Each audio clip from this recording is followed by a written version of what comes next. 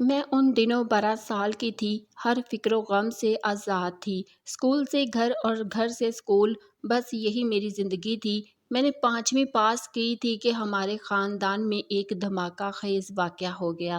میرے چھوٹے ماموں نے پہلی بیوی اور 4 بچوں کے ہوتے ہوئے ایک تھیٹر کی لڑکی سے شادی کر لی۔ یہ خبر سارے خاندان کے لیے افسوسناک تھی، لیکن مجھے اس کی کوئی پرواہ نہیں تھی۔ میں نئی مامی کے دیدار کو بے قرار تھی۔ خاندان والوں کی مخالفت اور بڑی بیوی کے ڈر سے ماموں نے چمن مامی کے لیے ہمارے گھر سے قریب ایک مکان لیا۔ نئی ممانی کو اکیلا چھوڑنا اب ان کی مجبوری تھی، کیونکہ خاندان نے ان کی دوسری بیوی کو قبول کرنے سے انکار کر دیا تھا۔ آخر کب تک وہ چمن کے گھٹنوں سے لگے رہتے؟ مرد کو فکری معاش کے لیے تو گھر سے نکلنا ہی پڑتا ہے۔ مامی کے لیے ایک تو یہ محلہ نیا تھا، دوسرے وہ اکیلے رہنے سے بکلا رہی تھی۔ ماموں سے کہتی کہ گھر پر ہی رہو، یہ ایک بڑا مسئلہ تھا۔ اس طرح وہ اپنی پہلی بیوی اور بچوں کے پاس بھی نہیں جا سکتے تھے۔ ایک دن وہ اپنی پہلی بیوی اور بچوں کے پاس گئے تو چمن آرا بیگم کو ہمارے پاس چھوڑ گئے۔ وہ بظاہر ایک اچھی خاتون تھی، ایک ہی رات میں وہ ہم سے مانوس ہو گئی۔ ماموں ایک دن کا کہہ کر گئے تھے، لیکن 2 دن لگا دیے، کیونکہ ان کی پہلی بیوی دوسرے شہر میں رہتی تھی۔ یہ وقت ان کی نئی نویلی بیوی نے امی اور مجھ سے باتیں کر کے گزارا۔ امی سے وہ بار بار کہتی کہ باجی ماں باپ سے رشتہ توڑ کر ان کے پیچھے آ گئی ہوں۔ اب تو آپ لوگ ہی میرے اپنے ہیں، آپ میرے ساتھ دیں، ورنہ اور کہاں جاؤں گی۔ تب ہی امی نے مامی کو گلے لگا لیا اور کہا، تم آج سے مجھے اپنی بہن سمجھو، جب کوئی مشکل ہو مجھے بتاؤ گی، میں ہر طرح سے تمہارا ساتھ دوں گی، خود کو اکیلا مت سمجھو۔ اگلے دن ماموں آئے، امی سے کہا کہ کل سے میں ڈیوٹی پر جا رہا ہوں اور چمن آرا اکیلے رہنے پر تیار نہیں، آپ نمرا کو اس کے پاس رہنے کے لیے بھیج دیں، اس کا اسکول ویسے بھی ہمارے گھر کے قریب ہے۔ امی نے مجھے ماموں کے ہمراہ بھیج دیا۔ چمن آرا ممانی خوش ہو گئی، اچھے طریقے سے مجھے خوش آمدید کہا۔ اب وہ سارا دن مجھ سے مزے کی باتیں کرتی رہتی۔ ماموں کام پر چلے جاتے، میرے اسکول سے چھٹیاں تھی تو ہم کو باتیں کرنے کا بہت وقت ملتا تھا۔ ہم مل کر کچن سنبھالتی اور کھانا پکاتی۔ مامی اپنے بچپن کے قصے سناتی اور میرے ساتھ اچھا وقت گزارنے کی کوشش کرتی۔ اسکول کھلے تو پڑھائی کا مسئلہ درپیش ہوا، مجھے حساب کے سوال سمجھ نہیں آتے تھے۔ ماموں تو صبح آفس چلے جاتے، ان کے پاس وقت کہاں تھا کہ مجھے ریاضی سمجھاتے، اور چمن آرا کو ریاضی نہیں آتی تھی۔ البتہ انہوں نے اسی مسئلے کا یہ حل نکالا کہ مجھے پڑوس میں ٹیوشن لگوا دے، اور میں ہینا باجی سے پڑھنے ان کے پاس جانے لگی۔ ہینا باجی کی والد ٹھیکیدار تھے، وہ گھر پر نہ رہتے تھے، ان کے لڑکے بھی دوسرے شہر ہوتے، والدہ ہی گھر پر ہوتی۔ ہینا باجی اپنی والدہ کے ساتھ گھریلو امور انجام دیتی، ان کے پاس کافی وقت ہوتا تھا، تب ہی وہ مجھے توجہ اور محنت سے پڑھاتی تھی۔ ایک دن جب میں پڑھ چکی اور گھر جانے لگی، باجی نے کہا، ٹھہرو نمرا، ابھی مت جاؤ، آؤ چھت پر چلتے ہیں، دیکھو تو کتنا اچھا موسم ہے۔ ابھی ہم چھت پر جا کر بیٹھے ہی تھے کہ کسی مردانہ آواز نے ان کو پکارا، ہینا دیکھو میں آ گیا ہوں۔ میں نے مڑ کر دیکھا، ایک نوجوان باجی سے گلے مل رہا تھا۔ باجی بھی فوراً جذبات سے کھل اٹھی تھی۔ ارے یہ شان، تم کب آئے؟ وہ خوش ہو کر بولی۔ میں حیرت سی ان کو دیکھ رہی تھی۔ انہوں نے مجھ سے کہا، نمرا یہ میرے بھائی ہیں، حیدرآباد میں ملازمت کرتے ہیں۔ میں نے ذیشان کی طرف دیکھا تو پلک جھپکنا بھول گئی۔ وہ بھی مجھے حیران ہو کر دیکھتا رہا، اس کی آنکھیں بے حد خوبصورت تھیں۔ پھر باجی کہنے لگی، تم جاؤ نمرا، بڑے دنوں بعد میرا بھائی آیا ہے، تم کل اور پرسوں مت آنا، 2 دن تمہاری چھٹی ہے۔ میں وہاں آئی، مگر 2 آنکھیں میرے ساتھ جیسے میرے تعاقب میں دروازے سے کھلی تک آ گئی۔ یہ آنکھیں میرے دل میں کھپ گئی تھی۔ گھر آ کر اب یہ 2 آنکھیں مجھے 2 دیوار سے جھانکتی محسوس ہوتی، لیکن مجھے معلوم ہی نہیں تھا کہ ایسا کیوں ہو رہا ہے۔ میں نے مامی کو بھی بتایا کہ ہینا باجی کا بھائی آیا ہوا ہے اور اس کی آنکھیں بہت خوبصورت ہے، یہ آنکھیں مجھ کو گھر میں ادھر ادھر بکھری نظر آتی ہے۔ میری بات سن کر مامی ایک خاص ادا سے مسکرا دی۔ تیسرے دن جب میں پڑھنے باجی کے گھر پہنچی، وہ ان کے پاس بیٹھا ہوا تھا۔ میں نے سلام کیا۔ وہ بغیر جواب دیے مسکرا کر اٹھ گیا۔ سلام کا جواب باجی نے دیا۔ تھوڑی دیر بعد جب میں نے کھڑکی کی طرف نظر ڈالی مجھے گمان ہوا کہ دو خوبصورت آنکھیں مجھ کو کھڑکی کی اوٹ سے دیکھ رہی ہیں۔ طبیعت کی خرابی کا بہانہ کر کے میں وہاں سے لوٹ آئی۔ گھر آئی تو کوئی عجیب سی پریشانی بھی میرے تعاقب میں آئی۔ ایک مامی ہی میری رازداں تھی۔ ان کو بتایا کہ آج وہ آنکھیں مجھ کو پریشان کرنے کو پھرتی ہیں۔ میرے آس پاس موجود تھی تو انہوں نے کہا میرا خیال ہے وہ لڑکا تم کو پسند کرنے لگا ہے۔ ایک روز میں ٹیوشن لینے گئی تو ہینا باجی گھر پر نہ تھی۔ کچھ دیر میں ان کی امی کے پاس بیٹھی رہی۔ گھر آنے لگی تو ذیشان نے کہا آؤ میں تم کو پڑھا دوں۔ کیوں آج پڑھائی کا حرج کرتی ہو؟ میں نے آنٹی کی طرف دیکھا۔ وہ بولی ہاں ہاں بیٹی پڑھ لو۔ میں پڑھنے کو بیٹھ گئی۔ اس نے مجھے زیادہ سے زیادہ سوال سمجھائے۔ شاید وہ یہ چاہتا تھا کہ میں کچھ اور بھی وقت وہاں رکوں۔ ابھی ذیشان کے پاس بیٹھی پڑھ رہی تھی کہ ہینا باجی آ گئی۔ باقی جو کچھ رہ گیا تھا وہ باجی نے پڑھا دیا۔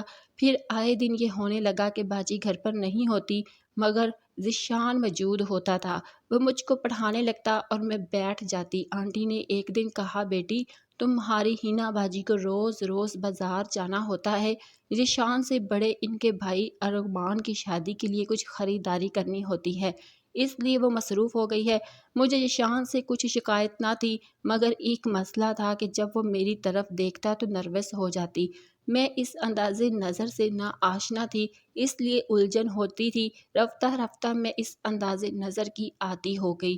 اب یہ حال تھا کہ جس روز ذیشان نہ ہوتا دل بجھا جاتا، دل ہینا باجی سے پڑھنے میں نہ لگتا اور جلد از جلد وہاں سے بھاگنے کی کوشش کرتی۔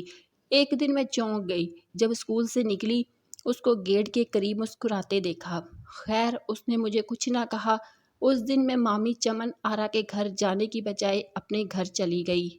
ان کا گھر راستے میں پڑتا تھا۔ وہ تیز تیز چلتا مجھ سے پہلے گھر پہنچ گیا اور جب میں ماموں کے گھر کے سامنے سے گزر کر امی کے پاس جا رہی تھی وہ اپنے دروازے پر کھڑا ملا۔ اس نے ہاتھ کے اشارے سے سلام کیا۔ میں پھر بھی نہ سمجھی کہ یہ سب کیوں اور کیا ہے۔ اب تو اکثر جب امی ابو کے گھر جاتی وہ اپنے گھر کے آس پاس ملتا اور ہاتھ کے اشارے سے سلام کرتا۔ روزانہ اس کی نگاہیں نہ جانے کیا کیا پیغام دیتی لیکن میری سمجھ میں کچھ نہیں آتا۔ پچھلے کئی دنوں کی طرح آج بھی ہینا باجی گھر پر نہ تھی۔ اس دن چھٹی تھی۔ دن کے تقریباً 9 بج رہے تھے۔ میں نے ان کی امی کے پاس بیٹھ گئی۔ تھوڑی دیر بعد انہوں نے ذیشان کو آواز دی بچی بلا وجہ بیٹھی ہے، اس کا وقت ضائع ہو رہا ہے۔ ذیشان بیٹی تم اسی کو پڑھا دو، ہینا تو جانے کب تک آئے گی۔ ذیشان نے کہا جی اور میرے سامنے آ کر بیٹھ گیا۔ تھوڑی دیر بعد ان کے دائیں طرف کی پڑوسن نے آنٹی کو اپنی لڑکی بھیج کر بلوا لیا۔ کہا کہ سنار آیا ہوا ہے، آ کر ڈیزائن دیکھ لو۔ وہ فوراً چادر لپیٹ کر چلی گئی۔ ان کو یہ دھیان بھی نہ رہا کہ میں اور ذیشان گھر میں اکیلے ہیں۔ بس اتنا کہہ کے 5 منٹ میں آتی ہوں۔ نمرا بیٹی ہانڈی چولہے پر چڑھی ہے، ذرا دیکھ لینا۔ اس روز پڑھاتے پڑھاتے ذیشان نے کہا نمرا تم اتنا کم کیوں بولتی ہو؟ میں نے جواب دیا مجھے زیادہ باتیں کرنی نہیں آتی۔ وہ بولا تم جانتی ہو میری چھٹی ختم ہو رہی ہے اور مجھے واپس ملازمت پر جانا ہے۔ نہیں، میرا جواب ایک لفظ میں تھا۔ اچھا تو سن لو، تم نے کسی کی روح پر قبضہ کر لیا ہے اور اس کے دل کی دھڑکن بن گئی ہو۔ میں ہونٹوں کی طرح اس کی طرف دیکھنے لگی۔ کہنے لگا ایسے کیا دیکھ رہی ہو؟ کیا میری آنکھیں بھینگی ہیں؟ نہیں تو۔ نروس ہو کر میرے لبوں سے یہ الفاظ بے ساختہ ادا ہو گئے۔ آپ بھینگے تو نہیں، آپ کی آنکھیں تو بہت خوبصورت ہے۔ اچھا خوبصورت ہے میری آنکھیں؟ کیا تم خوبصورت کا مطلب جانتی ہو؟ نہیں نہیں، میں نے دونوں جواب دیے تو کہا تم بہت معصوم ہو نمرا، تمہارا یہ معصوم چہرہ میرے ذہن سے ایک پل کے لیے بھی گم نہیں ہوتا۔ جانتا ہوں تم ابھی بہت چھوٹی ہو، شاید 13 یا 14 سال کی، لیکن محبت عمر نہیں دیکھتی۔ میں 4 ماہ بعد آؤں گا، تم سوچ کر رکھنا کہ تم نے میرا انتظار کرنا ہے یا نہیں۔ تمہیں میری اس بات کا جواب دینا ہوگا۔ بڑے بھائی کی شادی کے بعد میں اماں سے تمہارے بارے میں بات کروں گا۔ میں حیران پریشان گھر آ گئی کیونکہ میری سمجھ میں ان کی بات ادھوری تھی۔ پوری طرح ذیشان کی بات کا مطلب نہ سمجھ سکی۔ انتظار سے نہ آشنا ایک 6ٹھی جماعت کی طالبہ کو بھلا کیا پتہ کہ محبت کیا ہوتی ہے اور انتظار کس بلا کا نام ہے۔ اور وہ کیوں انتظار کرنے کا کہتا ہے۔ گھر آ کر بہرحال ذیشان کی باتیں میرے ذہن سے محو نہ ہوئی بلکہ مجھ کو پریشان کرنے لگی۔ بالآخر میں نے مامی کو سب کچھ بتا دیا۔ وہ آزاد خیال تھی، دل کے کانوں سے میری بات سنی اور پریشانی کا بھاؤ لیا۔ بولی نمرا تم تو خوش نصیب ہو، اتنا چاہنے والا ملا ہے۔ اگر مجھے کوئی ایسا کہتا تو میں فوراً محبت کا جواب محبت سے دیتی۔ انہوں نے محبت کے بارے میں ایسی باتیں کی کہ میں اس کام کو بہت ضروری اور اہم خیال کرنے لگی۔ ان کی باتوں نے میرے کچے ذہن پر بہت برے اثرات مرتب کیے۔ میرے دل میں چھپنے والی بے چینی پیدا ہو گئی۔ نہ جانے کیا ہوا کہ میرے دل کو دنیا ہی بدل گئی۔ سارا دن اداس رہتی، امی کے پاس جانا بھی کم کر دیا۔ چمن آرا مامی کے قریب رہنے کی کوشش کرتی، جیسے ہی وہ ہنستی وہ مجھے پریشانیوں اور ذہنی خلفشار سے بچا لے گی۔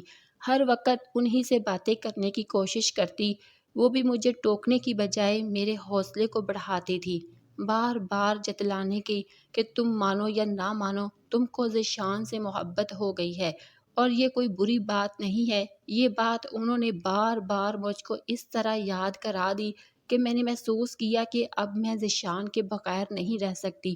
مجھ کو محبت کا مطلب سمجھ میں آنے لگا کہ ہر وقت جس کو یاد ستائے، ہر دم جس کی کمی محسوس ہو، سمجھو کہ اس سے محبت ہو گئی ہے۔ میں اب کھل کر ذیشان کا نام لینے لگی۔ پڑھائی سے دل چاٹ ہو گیا، سوچتی کہ واقعی محبت انسان کو پاگل بنا دیتی ہے۔ میری حالت بھی ان دنوں پاگلوں جیسی ہو گئی تھی۔ اس حالت میں مامی نے میری بہت دلجوئی کی، بہت خیال رکھا۔ اب سوچتی ہوں کہ ان کا یہ لگاؤ ان کی دوستی نہیں بلکہ دشمنی تھی۔ اگر ان کو مجھ سے دشمنی نہ ہوتی تو وہ مجھ کو سمجھاتی، نہ کہ اس عذاب میں داخل کرتی اور ایسے روگ میں مبتلا کر دیتی جس سے میں قطع نہ آشنا تھی۔ وہ مجھے سمجھا کر روک دیتی کہ ایسی باتیں نہ سوچو، یہ باتیں تمہارے سوچنے کی نہیں ہے، بس اپنی پڑھائی کی طرف دھیان دو۔ غرض کہ وہ اچھی مامی نہ تھی، میں تو لائق طالبہ تھی۔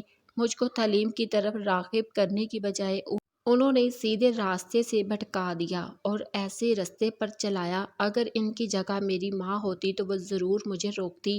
یہ 4 ماہ مجھ پر صدیوں کی طرح بھاری گزرے۔ بالآخر ذیشان لوٹ آیا، میرا دل کھل اٹھا، ہر وقت دھڑکنیں تیز رہنے لگی۔ مامی اس کے نام سے چھیڑنے لگی۔ مہینہ باجی کے گھر گئی، اس نے میرا ہاتھ تھام لیا اور سوال کا جواب مانگا۔ مجھ سے جواب بن نہ پڑا تو میں رونے لگی۔ مجھ کو روتا دیکھ کر وہ بے قرار ہو گیا۔ بولا مجھے یقین تھا کہ میری محبت کا طوفان تمہارے دل میں ضرور تباہی مچا دے گا۔ تم نہیں جانتی میں تم سے کتنی محبت کرتا ہوں۔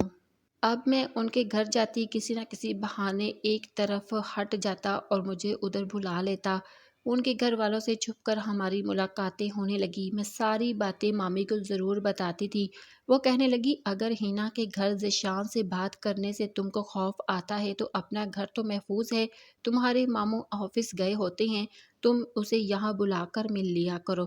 لیکن میں دن میں اس کو بلانے سے ڈرتی تھی کہ ہمارے گھر سے بھی لوگ آ جاتے ہیں، لہٰذا چمن آرا نے یہ حل نکالا کہ میں اس کو رات کو بلا لیا کروں۔ جب ماموں اصغر غیری نیند سو جائیں یا وہ اپنے پہلے والے گھر گئے ہو، سو مامی نے خود رات کو اس کو پچھلی طرف کی گیلری میں آنے کو کہا، خود 2-4 منٹ بات کی اور ہمیں دونوں کو تنہا چھوڑ کر چلی گئی۔ وہ ہمیں مسلسل تنہائی میں ملنے کا موقع دیتی رہی۔ اس وقت تو میں ان کو اپنا سب سے بڑا محسن سمجھتی تھی۔ اب زندگی کے اس موڑ پر احساس ہوتا ہے کہ وہ میری سب سے بڑی دشمن تھی۔ وقت گزرنے کے ساتھ ساتھ ہمارا تعلق گہرا ہوتا گیا۔ سچ کہتے ہیں کہ ایسا تعلق زیادہ دیر چھپا نہیں رہ سکتا۔ میرے بھائی نے 1-2 بار جب ذیشان کو ماموں کے گھر سے نکلتے دیکھا تو انہوں نے مامی پر شک کیا۔ جب میرے بھائی نے ان سے پوچھا کہ یہ پڑوسی لڑکا کیوں تمہارے گھر آتا ہے تو انہوں نے الٹا وار کر دیا اور طوفان کھڑا کر دیا کہ تمہاری اپنی لاڈلی بہن کے اوپر الزام مجھ پر لگایا جا رہا ہے۔ اس بات کا ثابت کرنے کے لیے مامی نے مجھے گھر پر بلا لیا۔ مجھے اور ذیشان کو معاملے کی خبر نہ دی۔ جب ذیشان مجھ سے ملنے آیا تو بھائیوں کو مامی نے خبر کر دی۔ وہ تو میرے بارے میں ایسا سوچ بھی نہ سکتے تھے اور نہ ہم ہی سوچ سکتے تھے کہ یہ خاتون ہمیں یوں رسوا کرے گی۔ میرے بھائیوں نے ذیشان کو پکڑ لیا اور خوب مارا اور مجھے بالوں سے پکڑ کر گھسیٹتے ہوئے گھر لے گئے اور بہت مارا۔